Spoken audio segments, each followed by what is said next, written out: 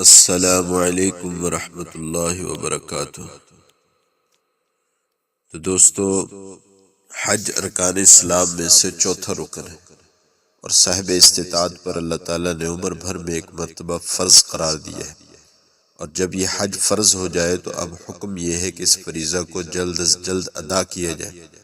بلا وجہ اس حج کو مؤخر کرنا درست نہیں، کیونکہ انسان کی موت اور زندگی کا کچھ بھروسہ نہیں۔ اگر حج فرض ہونے کے بعد اور ادائیگی سے پہلے انسان دنیا سے چلا جائے تو یہ بہت بڑا فریضہ اس کے ذمہ باقی رہ جاتا ہے۔ اس لیے حج فرض ہو جانے کے بعد جلد از جلد اس کی ادائیگی کی فکر کرنی چاہیے۔ لیکن آج کل ہم لوگوں نے حج کرنے کے لیے اپنے اوپر بہت ساری شرطیں عائد کر لی ہیں، بہت سی ایسی پابندیاں عائد کر لی ہیں جن کی شریعت میں دوستوں کوئی اصل نہیں۔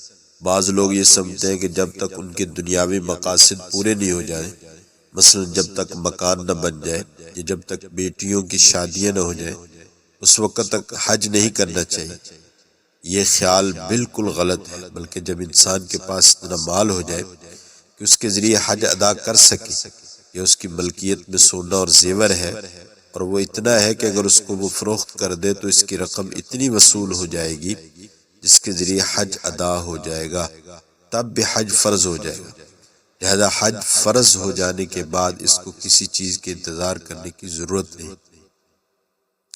لہذا یہ سوچنا کہ ہمارے ذمہ بہت سارے کام ہیں، ہمیں مکان بنانا ہے، ہمیں اپنی بیٹیوں یا بیٹوں کی شادی کرنی ہے، اگر یہ رقم ہم حج میں صرف کر دیں گے تو ان کاموں کے لیے رقم کہاں سے آئے گی؟ دوستو، یہ سب فضول خیالات اور فضول سوچ ہے۔ اللہ تعالیٰ نے حج کی خاصیت یہ رکھی ہے کہ اللہ تعالیٰ کے فضل و کرم سے حج ادا کرنے کے نتیجے میں آج تک کوئی شخص مفلس نہیں ہوا۔ قرآن کریم کا ارشاد ہے لِیَشْهَدُوا مَنَافِعَ لَهُمْ، یعنی ہم نے حج فرض کیا ہے تاکہ اپنی آنکھوں سے وہ فائدے دیکھیں جو ہم نے ان کے لیے حج کے اندر رکھے ہیں۔ حج کے بے شمار فائدے ہیں، ان کا احاطہ کرنا بھی ممکن نہیں۔ ان میں سے ایک فائدہ یہ ہے کہ اللہ تعالیٰ رزق میں برکت عطا فرما دیتے ہیں۔ دوستو، حج بیت اللہ کا سلسلہ ہزاروں سال سے جاری ہے۔ آج تک کوئی ایک انسان بھی ایسا نہیں ملے گا جس کے بارے میں یہ کہا جا سکے کہ اس شخص نے چونکہ اپنے پیسے حج پر خرچ کر دیے تھے اس وجہ سے یہ مفلس اور فقیر ہو گیا۔ البتہ ایسے بے شمار لوگ آپ کو ملیں گے کہ حج کی برکت سے اللہ تعالیٰ ان کے رزق میں برکت عطا فرمائی اور وسعت اور خوشحالی عطا فرمائی۔ لہذا یہ خیال بالکل غلط ہے کہ جب تک دنیا کے فلاں کام سے فارغ نہ ہو جائے تو اس وقت تک حج نہیں کرے۔ دوستو، چونکہ مدینہ منورہ کا سفر حج کے ارکان میں سے نہیں ہے اور فرض اور واجب بھی نہیں ہے، اگر کوئی شخص مکہ مکرمہ جا کر حج کر لے اور مدینہ منورہ نہ جائے تو اس کے حج میں کوئی کمی واقع نہیں ہوتی۔ البتہ یہ بات ضرور ہے کہ مدینہ منورہ کی حاضری عظیم سعادت ہے۔ اللہ تعالیٰ ہر مومن کو عطا فرمائے اور سرکار دو عالم صلی اللہ علیہ وسلم کے روضہ اقدس پر حاضر ہو کر سلام عرض کرنے کی توفیق عطا فرمائے، آمین۔ لہذا چونکہ مدینہ منورہ کا سفر حج کے ارکان میں سے نہیں ہے، اس لیے فقہاء کرام نے لکھا ہے کہ اگر کسی شخص کے پاس اتنے پیسے ہوں کہ وہ مکہ مکرمہ جا کر حج تو ادا کر سکتا ہے لیکن مدینہ منورہ جانے کے پاس پیسے نہیں، تو دوستو تب بھی اس کے ذمہ حج فرض ہے۔ اس کو چاہیے کہ حج کر کے مکہ مکرمہ ہی سے واپس آ جائے۔ حالانکہ حضور اقدس صلی اللہ علیہ وسلم کے روضہ اقدس کی حاضری ایسی عظیم نعمت ہے کہ انسان ساری عمر اس کی تمنا کرتا رہتا ہے۔ لہذا یہ خیال کہ اس حج کو فلاں کام ہونے تک مؤخر کر دیا جائے، یہ خیال درست نہیں۔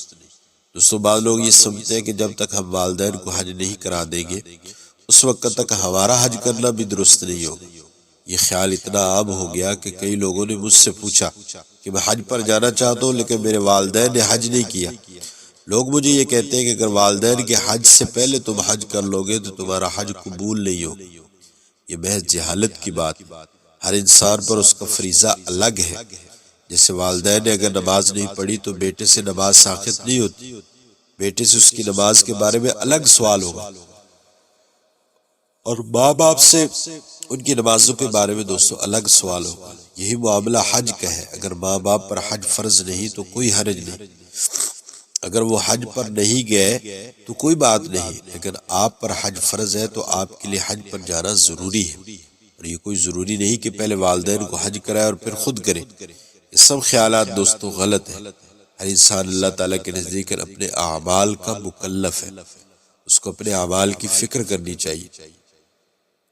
ہمیں سے بہت سے مسلمان ایسے ہیں جو ذاتی ضروریات اور ذاتی کاموں کی خاطر لمبے لمبے سفر کرتے ہیں، یورپ کا سفر کرتے ہیں، امریکہ اور فرانس اور جاپان کا سفر کرتے ہیں، لیکن اس بات کی توفیق نہیں ہوتی کہ اللہ تعالیٰ کے گھر پر حاضری دے دے۔ یہ بڑی محرومی کی بات ہے دوستو۔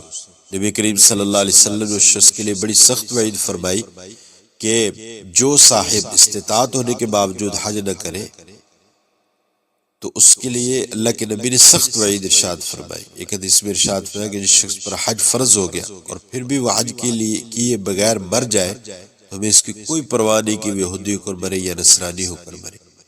لہذا یہ معاملہ اتنا معمولی نہیں کہ انسان اس حج کے فریضے کو ٹالتا رہے اور یہ سوچتا رہے کہ جب فرصت اور موقع ہوگا تو حج کر لے۔ دوستو بعض لوگ یہ سمجھتے کہ بیٹیوں کی شادیاں کرنی ہیں، جب تک بیٹیوں کی شادیاں نہ ہو جائے اس وقت حج نہیں کرنا، لہذا پہلے بیٹیوں کی شادی کریں گے پھر حج کریں گے۔ یہ بھی بیکار بات ہے۔ یہ بالکل ایسے ہے جیسے کچھ یہ کہے کہ جب بیٹی کی شادی ہو جائے گی تو اس کے بعد نماز پڑھوں گا۔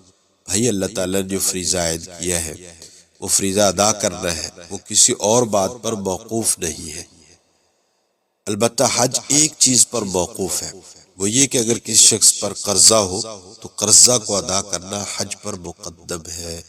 قرض کو ادا کرنے کی اللہ تعالیٰ نے بڑی سخت تاکید فرمائی ہے۔ انسان کے اوپر قرض نہیں رہنا چاہیے، جلد از جلد قرض کو ادا کرنا چاہیے۔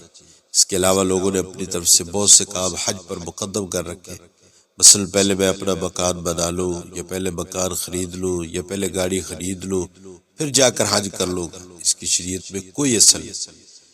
دوستو بعض لوگ یہ سمجھتے ہیں کہ جب بڑھاپا آ جائے گا تو اس وقت حج کریں گے، جوانی میں حج کرنے کی کیا ضرورت ہے؟ حج کرنا تو بوڑھوں کا کام ہے، جب بوڑھے ہو جائیں گے اور مرنے کا وقت قریب آئے گا تو اس وقت حج کر لیں گے۔ یاد رکھیے یہ شیطانی دھوکہ ہے۔ ہر وہ شخص جو بالغ ہو جائے اور اس کے پاس اتنی استطاعت ہو کہ وہ حج ادا کر سکے تو اس پر حج فرض ہو گیا، اور جب حج فرض ہو گیا تو اب جلد از جلد اس فریضے کو انجام دینا واجب ہے۔ بلا وجہ تاخیر کرنا دوستو جائز نہیں۔ کیا پتہ کہ بڑھاپے تک وہ زندہ بھی رہے گا یا نہیں، بلکہ در حقیقت حج تو جوانی کی بات۔ جوانی میں آدمی کے قوا دوستو مضبوط ہوتے ہیں اور وہ تندرست ہوتا ہے، اس وقت وہ حج کی مشقت کو آسانی کے ساتھ برداشت کر سکتا ہے۔